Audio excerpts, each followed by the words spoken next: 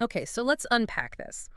Today, we're really diving into a kind of spiritual and psychological pressure cooker. We really are. I'm talking about the highly influential but also intensely tormented young life of David Brainerd. He's Oh, this 18th century figure, died tragically young, but left behind a journal that, well, it just became one of the most studied religious documents of its time. it's a remarkable historical artifact. And our source material for this deep dive is that very personal account. We're looking at Brainerd's own words, describing the first 23 years of his life. So from 1718 up to about February 1741. Exactly.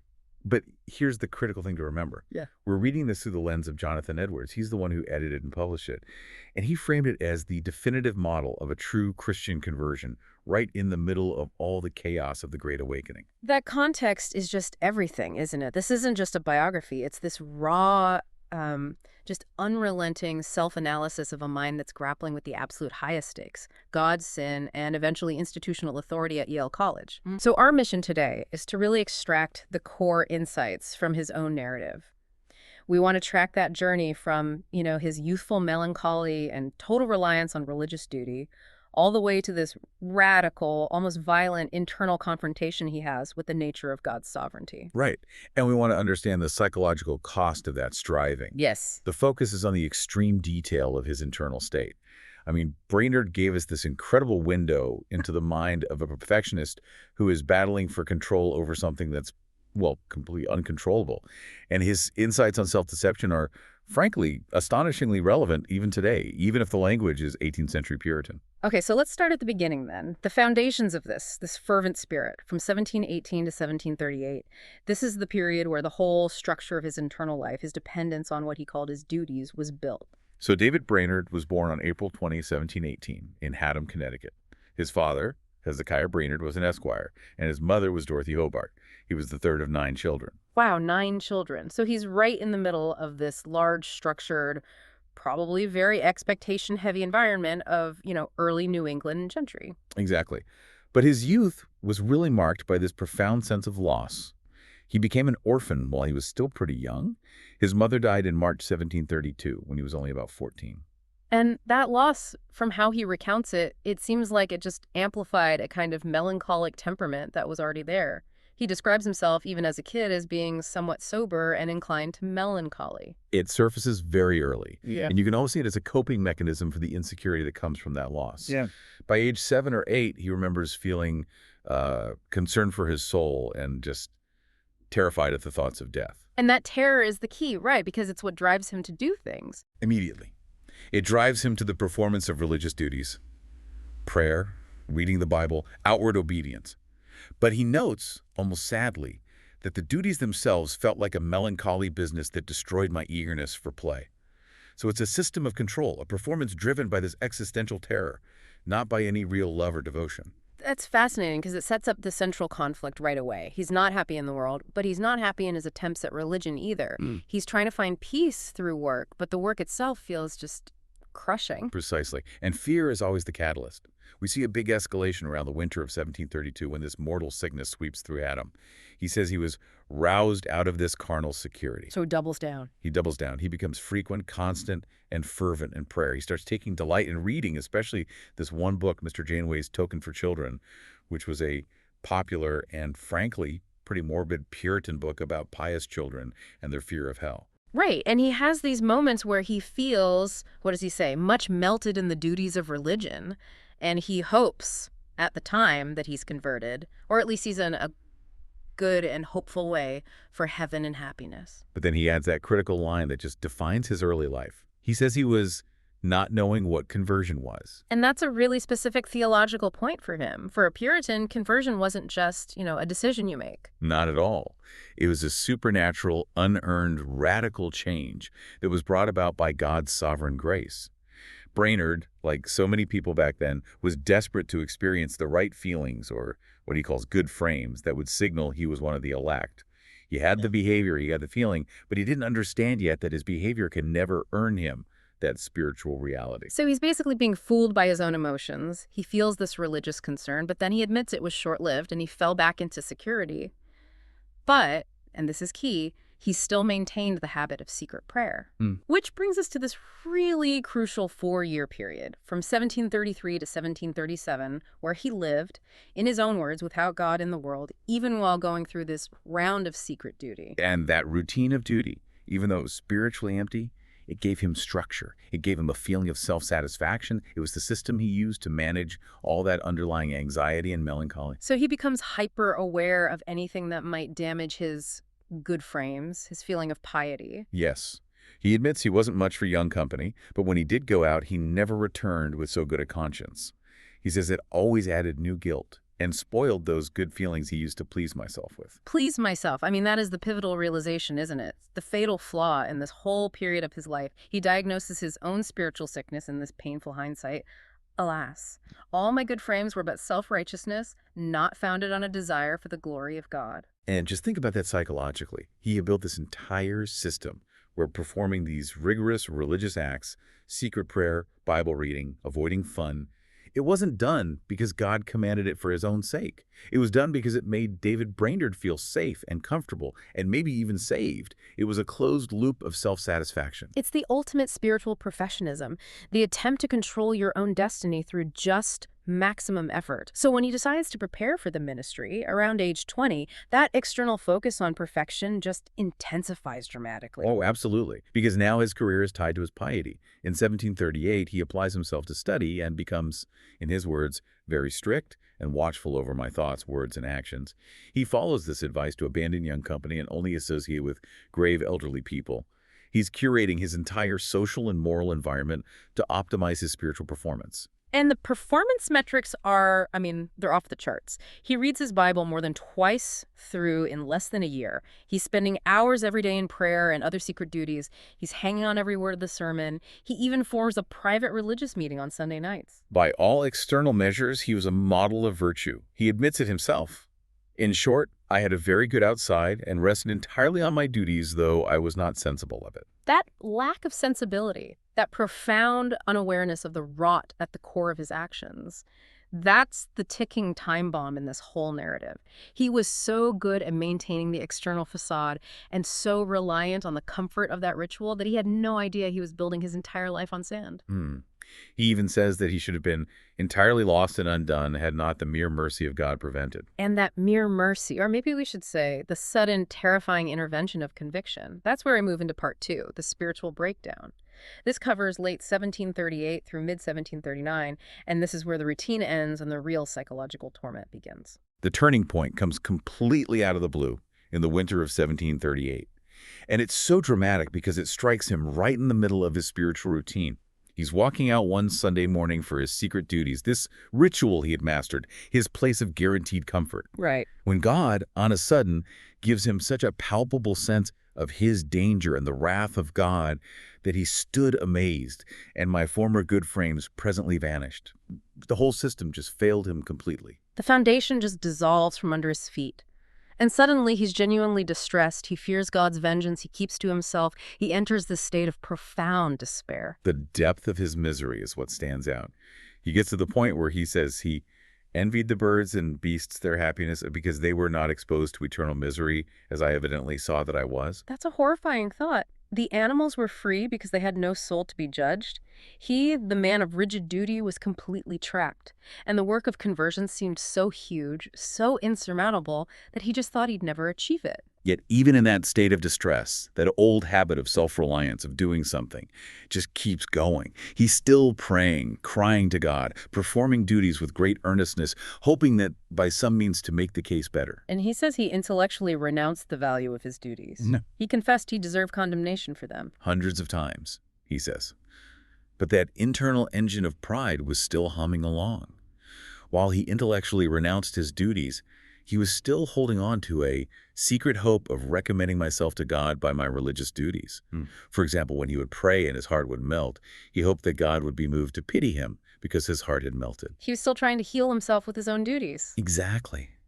He was worshiping the feeling of devotion. He was chasing the high of piety, not God himself. And that's a trap, we can still see today when performance metrics, likes, achievements, whatever, become the goal instead of the intrinsic value of the work. This self-deception just goes on and on. well into 1739. In February, he sets aside a whole day for secret fasting and prayer, and God makes these considerable discoveries of his heart. But the inside is it's superficial. He still trusts in all the duties he performed, even though he knows there's no goodness in them. Right, because there's no respect to the glory of God. The very fact that he knew the flaw, that his motive was wrong, but he kept relying on the acts anyway, just shows you how deep his addiction to performance really was. And this leads to the ultimate paradox of his struggle. He's terrified of seeing the truth. Yeah. When this true, terrifying sight of his absolute lostness starts to appear, he just recoils. He remembers a terrible pang of distress seizing him, and the thought of renouncing myself and standing naked before God, stripped of all goodness, was so dreadful. He was ready to say, "Go thy way for this time," just like Felix to Paul in the Bible. He tried to postpone the vision of his own depravity. He told himself he wanted greater conviction of sin, thinking he needed to see his dreadful state clearly to find the remedy. But when the remedy actually arrived in the form of that absolute truth, the sight of his vile, wicked heart, it was so awful, he said, he could not endure it. He was engaged in this impossible project, seeking qualifications for Christ. He was constantly searching for a softened heart or just the right amount of distress, the prerequisite feeling that would make him worthy of salvation. And when his distress didn't change, he would murmur at God's dealings with me. He was genuinely angry that God wasn't giving him the proper emotional steps for his spiritual achievement plan. This intense month-long internal conflict then just erupts into what he calls a most horrible frame of contesting with the Almighty. His mind was in a tumult. He was actively fighting against the very framework of Christian faith he was trying to embrace. And he then lays out these 4 major intellectual and emotional barriers that trapped him. If you want to understand Brainerd's crisis, you have to unpack these 4 points. They represent the absolute depth of his internal war. These were the ideological pillars of his entire self-righteous system, and they had to be completely demolished before he could find any peace. Okay, so let's take them one by one. The first point of irritation, the strictness of the divine law. He just found it impossible to meet its demands. He would make new resolutions, stronger, more sincere, and then he would break them, constantly. At first, he blamed himself. Carelessness, not enough effort. But after even stronger resolutions, greater endeavors, fasting, prayer, when all that failed, he finally just gave up the pretense and quarreled with the law of God as unreasonably rigid. Which is an incredible moment of honesty, even if it is directed against God. It is. And his argument was so specific, it was focused on his internal life. He thought, if it extended only to my outward actions and behavior, that I could bear with it. But the real problem was that the law condemned him for his evil thoughts and sins of my heart, which I could not possibly prevent. He wanted a morality he could control, a set of boxes he could check. But if the law reaches into your deepest, most private subconscious thoughts, the envy, the pride, then there's no part of his life he can purify just by trying harder. Right. He was so reluctant to admit he was helpless. He just clung to this hope that if he just tried a little more still, he could avoid perishing. It's that desire for a little more still that kept him from seeing himself as totally dependent on nothing but free and boundless grace. Which brings us right to the second barrier. Faith alone as the condition of salvation. For someone whose whole identity was built on religious labor and merit, this doctrine, sola fide, it was a personal insult. It really was. He could not bear that God wouldn't come down to lower terms, specifically that God wouldn't promise him life based on his sincere and hearty prayers and endeavors. His logic was simple. I've put in the work, so I deserve the result. But the verse, Mark 16:16, he that believeth not shall be damned, just cut off all hope there. His entire system of merit, built on years of rigid duty, it just collapses when he's confronted with the reality that faith is a gift and you can't force God to give it to him no matter how hard he works. And this is where his pride and envy really peak. He felt he had been very conscientious in duty, had been very religious a great while, and had, as he thought, done much more than many others who had obtained mercy. He saw his actions as honest, faithful endeavors, and he couldn't stand that God hadn't made any promises of salvation to them. It's a staggering psychological shift he has to make. He has to realize that the flaw wasn't just, imperfect execution of his duties, but a corrupted principle at the core. Exactly. And that flows right into his third intellectual barrier, the nature of faith. Since he couldn't earn it by merit, he just couldn't understand what faith was or how to come to Christ. He would read the calls of Christ to the weary, but he could find no way in which he directed them to come. He was desperate for a roadmap, a 5-step plan. He actually read Solomon Stoddard's Guide to Christ, which he later says was the very book that God used for his conversion.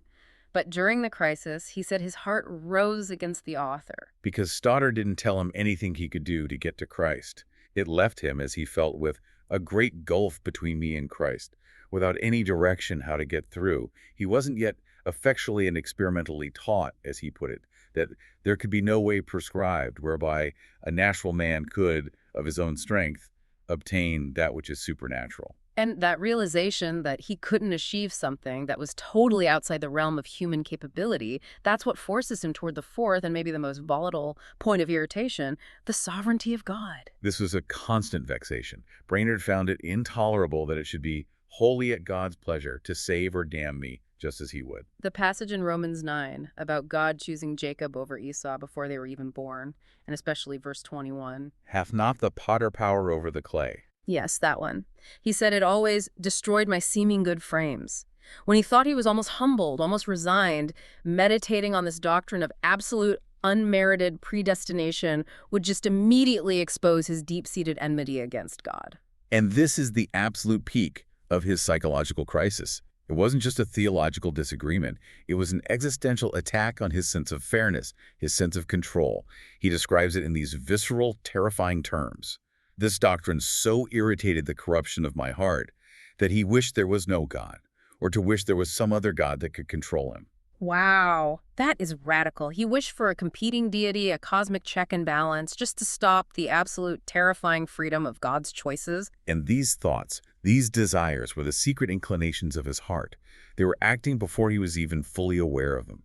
When he would reflect on them later, he was frightened by the depth of his own enmity. He would tremble lest God's vengeance should suddenly fall on him. This is the absolute bottom. His internal life is a civil war.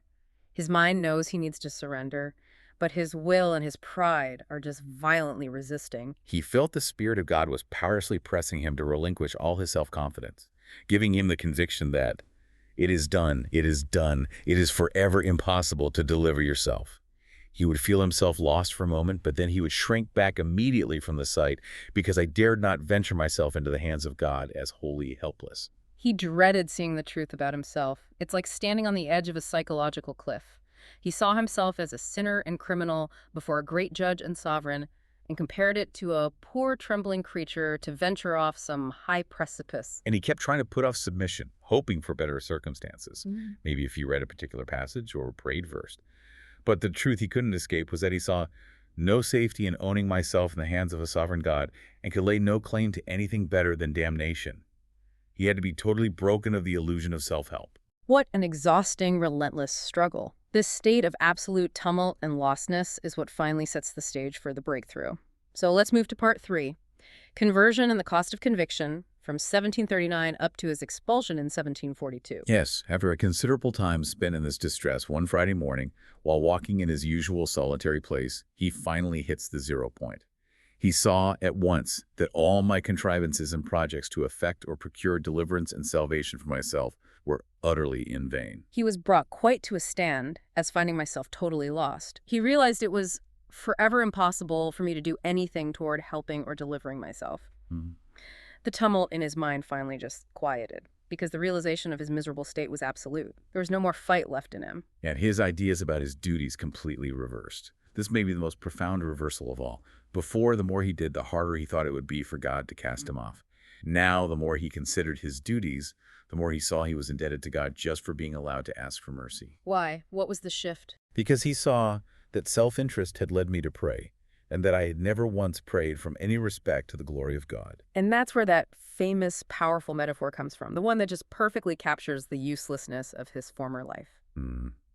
He realized there was no necessary connection between his prayers and God giving him mercy, and that his prayers had no more virtue or goodness in them than there would be in my paddling with my hand in the water. All that rigor, all that intense effort was spiritually equivalent to just splashing in a puddle. It's the ultimate indictment of performance culture. His devotions, which he'd so strictly maintained, now look like a vile mockery of God, self-worship, and a continued course of lies. The sin wasn't just a few wandering thoughts. The sin was that the whole was nothing but self-worship and a horrid abuse of God. So, with all that baggage cleared away, the conversion breakthrough finally comes 2 days later. Sabbath evening, July 12th, 1739. He's in the same solitary place, walking in a dark, thick grove. He's trying to pray, but he says he has no heart for it. His religious feelings are gone. He's disconsolate, thinking the spirit had completely left him. The moment of total emptiness. And in that moment of absolute surrender and spiritual emptiness, unspeakable glory seemed to open to the view and apprehension of my soul. And he's really careful to clarify what this was not, isn't he? Extremely careful. It wasn't an external brightness or some imagination of a light in the heavens. It was a new inward apprehension or view that I had of God, such as I never had before, nor anything which had the least resemblance of it. A completely new category of experience. He just stood still and wondered and admired. His soul rejoiced with joy unspeakable to see such a glorious divine being. But here is the essential radical core of the experience that makes his conversion the model for Edwards. He says, "My soul was so captivated and delighted with the excellency, loveliness, greatness, and other perfections of God that I was even swallowed up in him. At least to that degree that I had no thought, as I remember at first, about my own salvation, and scarce reflected that there was such a creature as myself." The focus shifted completely, away from his own internal self-evaluation and self-interest toward the external, objective glory of God. He was inwardly pleased and satisfied that he should be God over all forever and ever. The very sovereignty he fought against was now the thing that brought him joy. The resistance was annihilated by the sheer beauty of it. He describes himself as being in a new world. The way of salvation through Christ now seemed infinitely wise. He was amazed he had ever thought of any other way. In fact, he says that if he could have been saved by his old duties, his whole soul would now have refused. That's not just acceptance of grace, that's a preference for grace over his own merit. This intense state of sweet relish and clarity went on for several days. But the diary shows the journey wasn't static. He was soon involved in darkness and distress again, but it was a different kind. It was guilt and shame, arising from sin, which was then followed by what he trusts was true repentance and joy in God. The battle shifted from earning salvation to living it. And in September 1739, he enters Yale College. He says he did it with some degree of reluctance because he was afraid he wouldn't be able to lead a life of strict religion with so many temptations. Despite that fear, he enjoyed periods of full assurance where scripture passages would just open up to him with divine clearness, power, and sweetness. But that internal conflict between external demands and his spiritual life, it just continued. That was an academic struggle. Right. After getting the measles in January 1740, he's lamenting the lack of time for spiritual duties because of hard study and being a freshman. He was keenly aware that his ambition in my studies greatly wronged the activity and vigor of my spiritual life. That really speaks to the immense pressure of that academic environment. His spiritual intensity demanded isolation and singular focus, but Yale demanded academic conformity and competition. The same ambition that drove him to read the Bible twice in a year was now driving his studies, but he saw that ambition as a spiritual drain. It's like the 18th century precursor to academic burnout, where quantifiable success comes at the cost of your internal well-being. And his diary entries through late 1740 are just this continuous stream of spiritual highs and self-critique. In June 1740, he found such unspeakable sweetness and delight in God that he wished always to be there.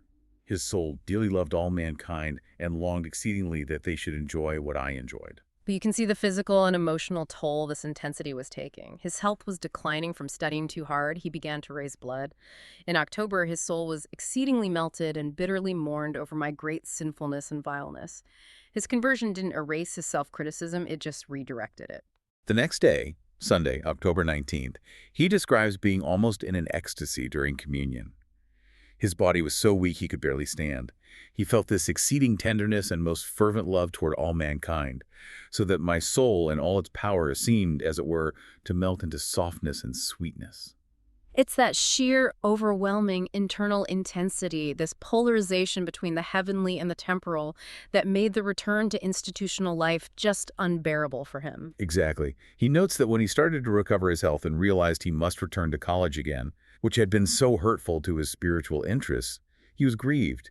He thought he had much rather die, for it distressed me to think of getting away from God. He wraps up this period in December 1740, saying that 1 hour with God infinitely exceeds all the pleasures and delights of this lower world. Then in late February 1741, the Great Awakening hits the college. A great and general awakening spread itself over the college, which of course just quickened his own religious engagement. And this Great Awakening, this massive religious revival, it just cranked up the tension between students who were having this radical, emotional, heart-based conversion like Brainerd and the rigid, skeptical college authorities who were all about order and protocol. Oh, the stakes were incredibly high.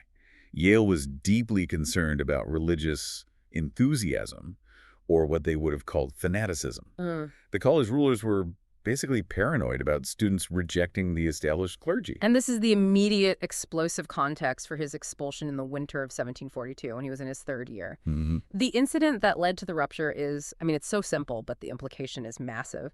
During the college awakening, Brainerd was meeting with a few other religious students for mutual support, being open with each other as friends. The setting was the hall, right after a prayer led by Mr. Whittlesey, who was one of the tutors.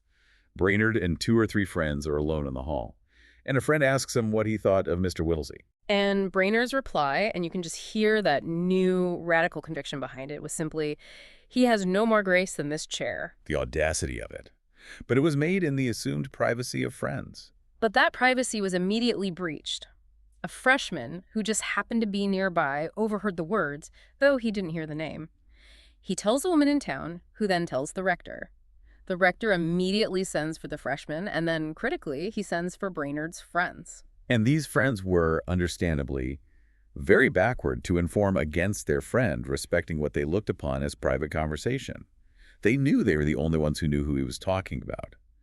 But the rector compelled them to declare what Brainerd had said, and of whom he had said it. And Brainerd felt this was just horribly unfair. He saw himself as very ill-used in the management of this affair, believing the testimony was injuriously extorted from his friends. And then came the ultimate institutional demand. He had to make a public confession and humble himself before the whole college in the hall for something he said in a private conversation. And Brainerd refused. He would not comply. And it's important to remember, this wasn't the only charge. He was also expelled for institutional disobedience, going to this separate meeting at New Haven when forbidden by the rector. Right. And there was a third, unproven charge, which just shows you the rector's paranoia. He was accused of saying about the rector that he wondered he did not expect to drop down dead for finding the scholars who followed Mr. Tennant to Milford. Brainerd denied it, couldn't even recall saying it, but the atmosphere was just one of total hostility between this new zeal and the old guard. And Jonathan Edwards, when he's editing this account, he adds a specific note here about the severity of the college rulers. He does. He explicitly notes that he won't try to determine how far the circumstances and exigencies of that day might justify such great severity. That's Edwards subtly shielding the book from institutional criticism while still pointing out how harsh it was. But Edwards clarifies Brainerd's perspective on it, stating that Brainerd ever, as long as he lived, supposed himself ill-used in the management of it. But he concludes that Brainerd conducted himself afterward in a Christian manner, suggesting that despite the injustice, Brainerd didn't let it turn into bitterness or retaliation. It's such a powerful conclusion to this early narrative. You see a man whose inner life was so radically transformed, so polarized between the glory of God and the vileness of man, that his conviction just made external conformity impossible. His refusal to apologize for a private comment, while maybe an act of pride, was fundamentally a defense of his internal spiritual reality against what he saw as dead, hypocritical institutional formality.